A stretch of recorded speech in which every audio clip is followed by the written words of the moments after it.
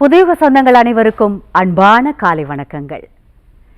ஈசனே சிவகாமி நேசனே, என ஈன்ற தில்லை வாழ் நடராஜனே. தித்திக்கும் இந்த திங்கட்கிழமை காலை பொழுதில் உங்கள் அனைவரையும் உங்கள் இல்லத்தின் வரவேற்பறைக்கே வந்து சந்திப்பதில் மிக்க மகிழ்ச்சி. இது நேரம் நல்ல நேரம் நிகழ்ச்சி. இன்றைய நிகழ்ச்சியில் ஜோதிடம், ஜாதகம், ஆதிகால பரிகாரங்கள் குறித்த பல சுவாரஸ்யமான தகவல்களை நம்முடன் பகிர்ந்து கொள்வதற்காகவும் உங்களுடைய கேள்விகளுக்கும் சந்தேகங்களுக்கும் விளக்கம் அளிப்பதற்காகவுமே நம்முடைய அரங்கிற்கு வருகை தந்திருக்கிறார் பாரம்பரிய திருவள்ளுவர் குல வம்சாவழி உதித்த பிரசன்ன ஜோதிட ஞானி டாக்டர் சுபம் மாரிமுத்து ஐயா அவர்கள். வாங்க அவரை வரவேற்போம். வணக்கம் ஐயா, நல்லா இருக்கீங்களா? வணக்கம்ங்க, நல்லா இருக்கிறேங்கம்மா. அனைவருக்கும் வணக்கம். பாரம்பரிய திருவள்ளுவர் குல வம்சம் பிரசன்ன ஜோதிடர் சுபம் மாரிமுத்து திருப்பூரிலிருந்து இந்த பதிவு உங்களுக்காக. ஐயா, வாரந்தோறும் நம்ம திதிகள் குறித்து நம்ம பார்த்துட்டு இருக்கோம். அந்த வரிசையில இப்போ 4வது திதியான சதுர்த்தி திதியை பத்தி பேசப்போம். அதாவது சதுர்த்தியில விரதம் இருப்பவங்களுக்கு சங்கடங்கள் தீரும் அப்படின்னு ஒரு வார்த்தையே இருக்குன்னு நமக்கு எல்லாருக்குமே தெரியும். அத்தகைய சதுர்த்தி விரதம் அதனுடைய மகிமை குறித்து, எதனால சதுர்த்தி விரதத்துல பிறந்தவங்களுக்கு என்னென்ன ஸ்பெஷாலிட்டி கிடைக்கும், அவங்களுடைய சங்கடங்கள் என்ன, அவங்களுடைய ஆசீர்வாதங்கள் என்ன அப்படிங்கிறது குறித்து எல்லாம் தெரிஞ்சுக்கலாம்னு ஆசைப்படுறோம். சரிங்கம்மா, ரொம்ப சந்தோஷம். அதாவது அம்மா அற்புதமான இந்த கேள்வியை இந்த உலக மக்களுக்கு ஒவ்வொரு திதிகள் அந்த காலத்தில் முன்னோர்கள் உருவாக்கியிருக்காங்க. இப்போ நம்ம பிரதம திதியை பார்த்தோம், அப்புறம் துதியை, அப்புறம் திருதியை, அதுக்கு அடுத்தது சதுர்த்தி. அப்போ இது 4வது திதி. இந்த 4வது திதியில் சதுர்த்தி திதியில் யார் பிறந்திருந்தாலும், வளர்புறையில் சதுர்த்தி திதியில் பிறந்தாலும், தேய்புறையில் சதுர்த்தி திதியில் பிறந்தாலும் பலன் ஒன்று தான். அந்த பலனில் என்ன ஒரு விஷயம் அப்படின்னு கேட்டிங்கன்னா, யாரெல்லாம் சதுர்த்தி திதியில் பிறந்திருக்கிறாங்களோ அவங்க முதல் அம்மா அப்பா கிட்ட ஆசீர்வாதம் வாங்கணும்.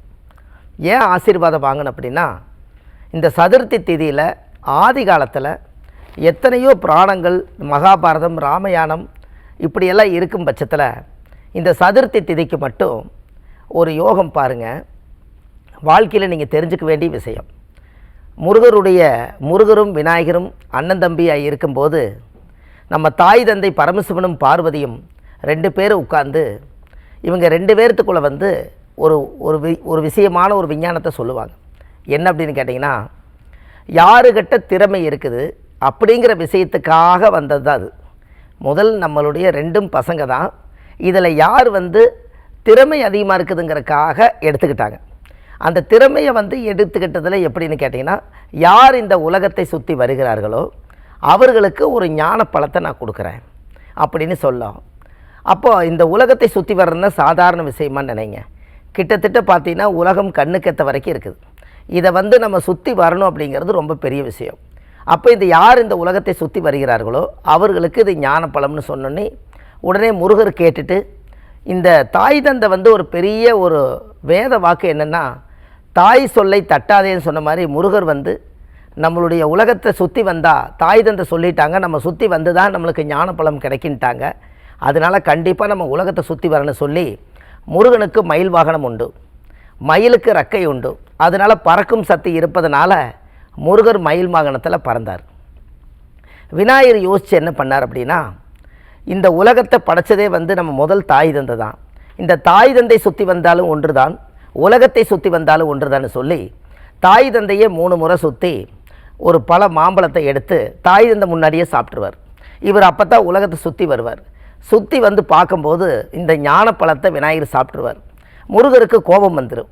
இந்த முருகருக்கு கோபம் வந்ததுனால என்ன கோபம், வேறு பெரிய கோபமெல்லாம் ஒன்றும் இல்லை, நான் திறமையாக நான் சொன்னதுனால உலகத்தை சுற்றி வந்தோன்னே எனக்கு இந்த ஞானப்பழம் கிடைக்கலையேங்கிற ஒரு வருத்தம். இவர் விநாயகர் சாப்பிட்டதுனால என்ன போச்சுங்க, இந்த பழம் ஞானப்பழமாக இருக்கிறதுனால அந்த பழத்தை சாப்பிட்டுட்டு தாய் தந்தை பதில் சொல்ல முடியாத சூழ்நிலை ஆயிடுச்சு.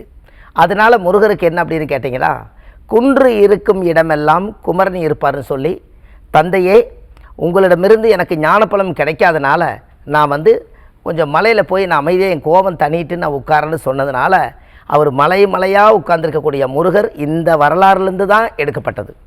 அப்போ அந்த மலையில் போய் உட்கார்ந்தோன்னே என்ன போச்சுன்னா, அன்னையில் இருந்து இந்த சதுர்த்தி திதி வரும்போது முருகர் அந்த இடத்துல தான் அண்ணன் தம்பியாக இருந்ததில் பிரிஞ்சு வந்தது. அப்போ இந்த ஞானப்பழம் சதுர்த்தி திதியில் கிடைச்சதுனால என்ன அப்படின்னு கேட்டிங்கன்னா, இவருக்கு வந்து நம்ம தாய் தந்தையுடைய ஆசீர்வாதம் முழுக்க முழுக்க 2 பேர்த்துக்குமே உண்டு. இந்த தாய் தந்தையுடைய ஆசீர்வாதம். அப்போ இதிலிருந்து முருகர் வந்து அந்த பழத்துக்காக பிரச்சனை பண்ணினதுனால அந்த பழம் நீ அப்படிங்கிறத பழனி அப்பான்னு பேர் வந்துச்சு.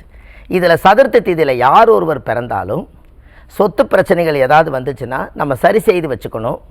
அண்ணன் தம்பி பிரச்சனைகள் ஏதாவது வந்துச்சுன்னா முதல்ல விநாயகரை கும்பிட்டு முருகரை ஏன் கும்பிட்றாங்க அப்படின்னா, விநாயகர் அண்ணனாக இருக்கனால முருகர் தம்பி, அப்படி இருக்கிறனால இவங்களை எல்லாத்தையும் வழிபாடு பண்ணணும். சதுர்த்தி திதியில் யாராவது ஒருத்தர் பிறந்துட்டாங்கன்னா நம்ம முன்னோர்களை வந்து ஆசீர்வாதம் பண்ணணும். விநாயகருடைய வாகனம் யானை. யானைக்கு வந்து எப்பவுமே பழங்கள் கனிகள் எல்லாமே சதுர்த்தி திதியில் பிறந்தவங்க கொடுக்கணும். 2வது, உலகத்திலேயே சதுர்த்தி திதியில் பிறந்தவங்க ஒரு கோயிலுக்கு அவங்க வாழ்க்கையில் ஒரு முறையாவது போயிட்டு வரணும். அது எந்த கோயில் அப்படின்னு கேட்டிங்கன்னா, பிள்ளையார்பட்டி கற்பக விநாயகர்.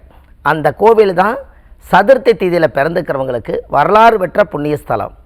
அந்த கோவிலில் இருக்கக்கூடிய விநாயகர் வந்து கெந்தக பாசானத்தால் உருவாக்கப்பட்ட மாதிரி அந்த கோவிலில் ஒரு மிகப்பெரிய சக்தி வாய்ந்த ஒரு கல்லில் உருவாக்கப்பட்டது. அந்த விநாயகருக்கு மட்டும் 1 கிலோமீட்டர் தூரத்துக்கு அந்த பவர் இருக்குது. அதனால தான் பிள்ளையார்பட்டி கோயிலுக்கு நீங்கள் அந்த இடத்துல போய் சாமி கும்பிட்டு வாங்கன்னு சொன்னாங்க. அப்போது இந்த முருகர் மட்டும் அவங்க மலையில் போய் உட்காந்துட்டாங்க.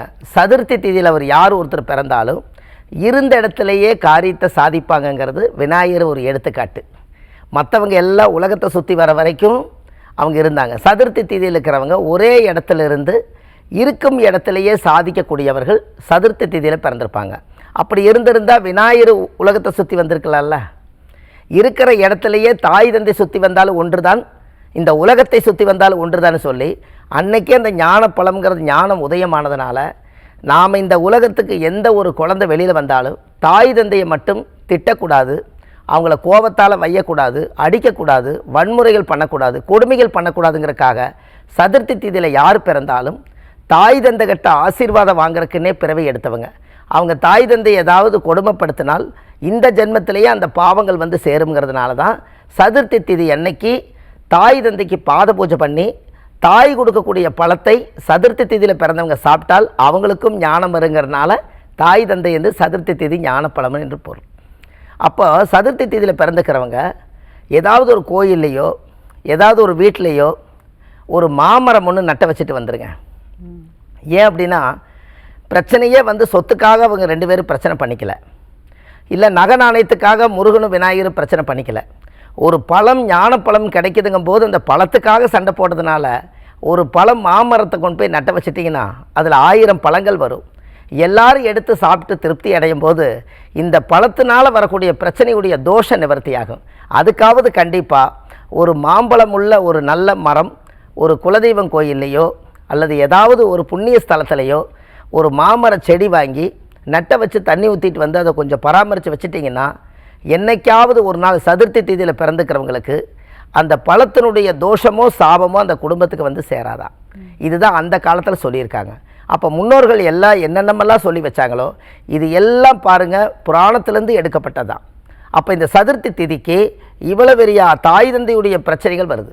அப்போ அப்பா அம்மா வந்து ஒரு சைடு வந்து விநாயகரை சந்திச்சுட்டு ஒரு சைடு வந்து முருகரை சந்திச்செல்லாம் இல்லை. திறமையை பார்க்கணுன்றதுல எந்த திறமை பார்த்தாங்கன்னா, உண்மையாலுமே முருகர் உலகத்தை சுற்றி வந்த திறமையை அவர் சோதனை பண்ணி பார்த்ததில் சாதனையாளர்னு பேர் வந்தார். அதனால தான் முருகருக்கு வந்து உலகத்தை சுற்றி வரனால தான் இன்றைக்கி இவ்வளவு பேரும் புகழும். விநாயகரை எல்லா இடத்துலையும் வச்சு கும்பிட்றாங்க. பிறப்புக்கும் இறப்புக்கும் விநாயகர் சொந்தமாகிறார். யாராவது பிறந்துட்டாங்கன்னா முதல்ல ஒரு தேங்காய் வளத்தை விநாயகர் உடைச்சிட்டு வாங்குறாங்க. ஏதாவது ஒரு குழந்தை குப்பரை விழுந்துருச்சுன்னா விநாயகர் கோயில் போய் தேங்காயை உடைச்சி குழந்தைக்கு தலை சுற்றி உடைங்கிறாங்க. அப்போ அந்த குழந்தைக்கு வந்து ஒரு சங்கல்பம் பண்ணுறதா இருக்கட்டும், காலையில் எழுந்திரிச்சு ஒரு துதி பாடுறதா இருக்கட்டும், எல்லாம் விநாயகர் பாட்டு பாடுவாங்க. அதனால் முதல் கணபதி விநாயகராக வச்சாங்க. ஏன் முதல் கணபதி விநாயகராக வச்சாங்கன்னா, அந்த 4வது திதி 4 கால் வாகனம் உள்ள யானை எடுத்து உருவத்தை கொண்டு போய் வச்சதுனால ஆண் உருவமாகவும் அந்த மிருக உருவமாகவும் யானையாகவும் உள்ளே வந்ததுனால தான் 2 உருவத்தோட விநாயகராக உட்கார்ந்துருக்கனால தான் விநாயகருக்கு வந்து இரட்டை தலை, உடம்பு தனியாக இருக்கும், அந்த தலை தனியாக இருக்கும். முருகர் வந்து இயற்கையாகவே பிறவி வாங்கினவர். அதனால தான் விநாயகர் வந்து எல்லா இடத்துலையும் உலகம் பூரா விநாயகர் சதுர்த்தி வர்றதுக்கு இதுதான் காரணம். இதே முருகருக்கு அப்படி கிடையாது. முருகனால் உருவாக்கப்பட்டது தான் இந்த உலகத்துக்கு எல்லா நன்மைகளும். இந்த சதுர்த்தி திதியில் இன்னொரு ரகசியம் இருக்குது, அதையும் பார்ப்போம். ஐயா நேர்கிட்ட பேசலாம். வணக்கம், நேரம் நல்ல நேரம், யார் பேசுறீங்க? ஹலோ, நான் ஈரோட்ல இருந்து பேசுறேங்க. நல்லதுமா. யாருக்காகமா கேட்க போறீங்க? எங்க வீட்டுக்காரருக்காக கேக்குறேங்க. ஓகேம்மா, அவருடைய ராசி, நட்சத்திரம், லக்னம், வயதெல்லாம் சொல்லிடுங்கம்மா. சிம்ம ராசி, உத்திர நட்சத்திரங்க. மகர லக்னங்க. மகர லக்னம். ஓகேம்மா, என்ன கேள்விமா? ஒரே கடன் பிரச்சனையா இருக்குதுங்க. ஒரு கடன் அடைச்சா ஒரு கடன் பண்ணிடுறாரு. ஓகேம்மா, வருத்தப்பட வேண்டாம், நீங்க ஐயா கிட்ட பேசலாம். அம்மா வணக்கங்க. வணக்கங்க சார். உங்க நிகழ்ச்சி நான் பார்த்துக்கிட்டே இருக்கிறேங்க சார். ரொம்ப சந்தோஷங்கம்மா. அதாவது உத்தர நட்சத்திரம், சிம்ம ராசியில் மகர லக்னத்தில் பிறந்துக்கிறவங்களுக்கு தீராத கடன். இந்த தீராத கடன் இருப்பதுக்கு என்ன அப்படின்னா, உத்தர நட்சத்திரத்தில் ஐயப்பன் பிறந்தார். இந்த எப்பவுமே ஜென்ம தாரையை இயக்குனா நம்மளுடைய ஜென்ம கடன் தீரும்னு சொல்லுவாங்க. அப்போது இந்த உத்தர நட்சத்திரத்தில் யாரெல்லாம் ஒருத்தர் பிறக்கிறார்களோ அவங்களுடைய வாழ்க்கையில் தினமும் 18 நாள் ஐயப்பன் கோயிலில் போய் சந்தன அபிஷேகம் செய்துட்டு வந்தால் அவங்க வீட்டில் கடன் தீரும். ஏன் அப்படின்னு கேட்டிங்கன்னா, சாகாத வரம் பெற்றவர் சபரிமலை ஐயப்பன். நம்ம சபரிமலை சாஸ்தா கோயிலுக்கு போகாட்டியும் கூட 18ஆம் படி சபரிமலைக்கு எப்பவுமே உண்டு. அந்த 18ஆம் படி அவங்க ஏறி போய்த்தான் ஐயப்பனை தரிசனம் பண்ணணும். அந்த 18ங்கிறது எங்கே வருது அப்படின்னு கேட்டிங்கன்னா, அதை கூட்டினீங்கன்னா 8, 1, 9. அப்போ இந்த 18 நாளைக்கு அந்த கிரகத்தினுடைய சக்தி யாரெல்லாம் ஐயப்பன் கோயில் பக்கத்தில் இருக்குதோ அந்த கோவிலுக்கு கொஞ்சம் சந்தனமும் பன்னீரும் கலக்கி உங்கள் கையாரவே பிணைஞ்சு ஐயப்பனை நினச்சி சாமி கும்பிட்டு என்னுடைய கடனெல்லாம் தீரணும்னு சொல்லி உத்தர நட்சத்திரம் என்னைக்கு வருதோ அன்னைக்கு ஆரம்பித்து அன்னையிலேருந்து 18 நாள் சந்தன அபிஷேகம் ஐயப்பனுக்கு செஞ்சீங்கன்னா உங்களுடைய எல்லா கடனும் அடைக்கிறதுக்கு வழி பிறந்துடும். இதை செய்துட்டு வாங்க, நல்லதே நடக்கும். நன்றிங்கம்மா. அழைத்ததற்கு நன்றிம்மா. வணக்கம், நேரம் நல்ல நேரம். யார் பேசுறீங்க? ஹலோ, வணக்கம் சார். எங்கேருந்து சார் பேசுறீங்க? தர்மபுரியிலிருந்து பேசுறேங்க. நல்லதுங்க. யாருக்காக கேட்க போறீங்க? மகனுக்காக திருமண தடைக்காக பேசுறேன். கண்டிப்பா கண்டிப்பா. அவருடைய வயது, ராசி, நட்சத்திரம், லக்னம்லாம் சொல்லிடுங்க. 3/4/1995. ஓகே. பரணி நட்சத்திரம். சரி. மேசராசி.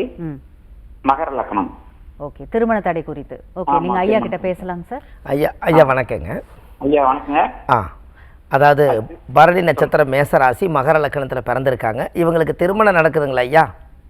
ஆமாம் திருமண தடையாக இருக்கு, நடக்கணும். சரி, ஓகே.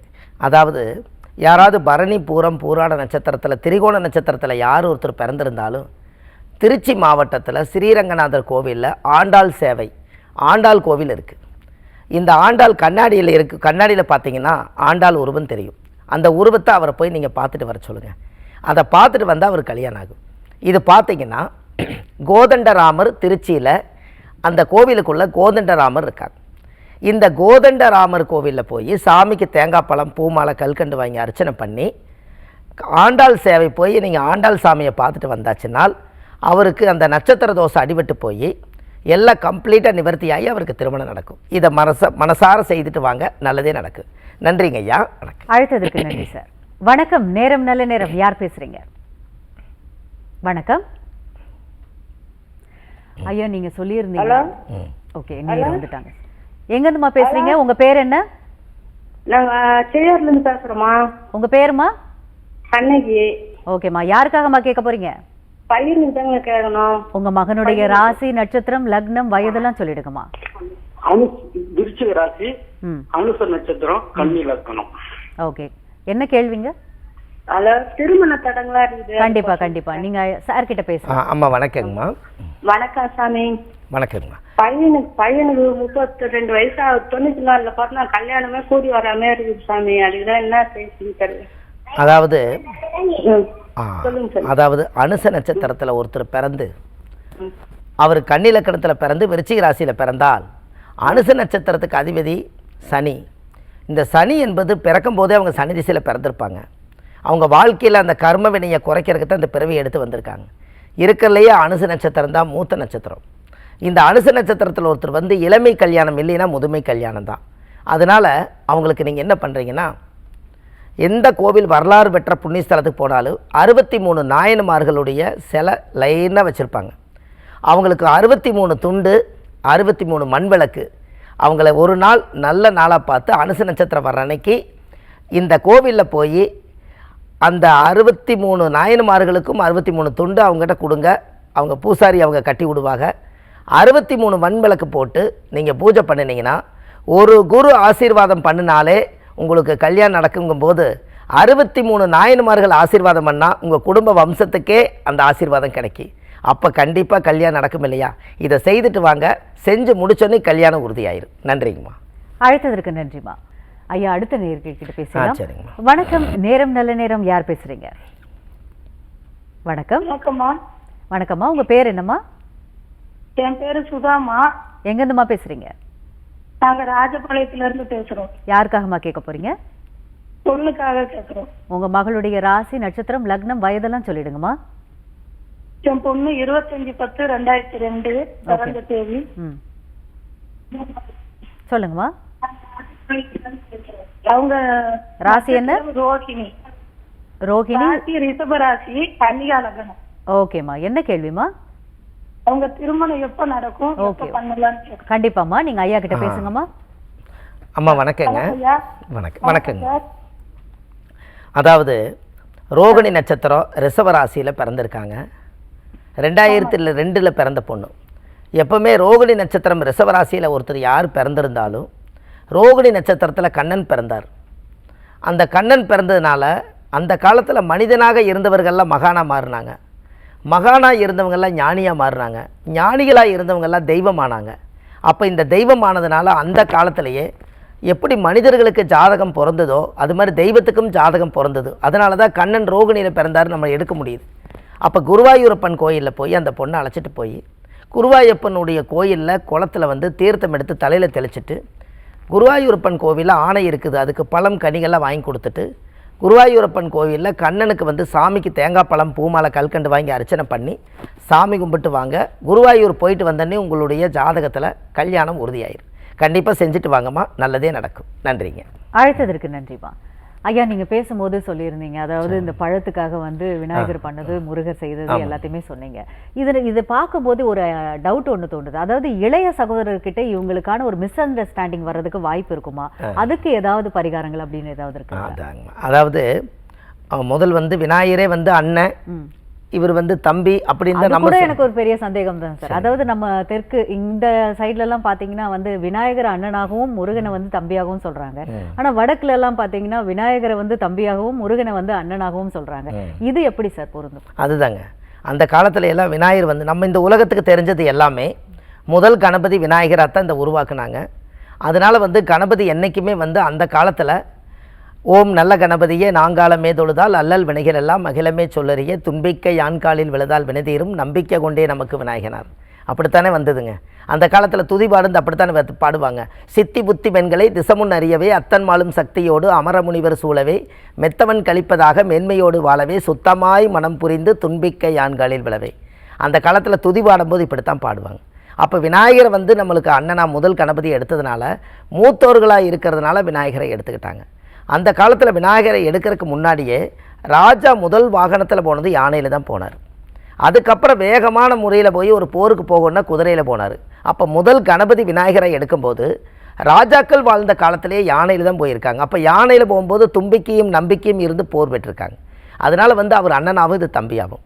ஏன் உங்களுக்கு வந்து அண்ணனாக இருக்கிறது திதியிலேயே உங்களுக்கு தெரியுது பாருங்கள்.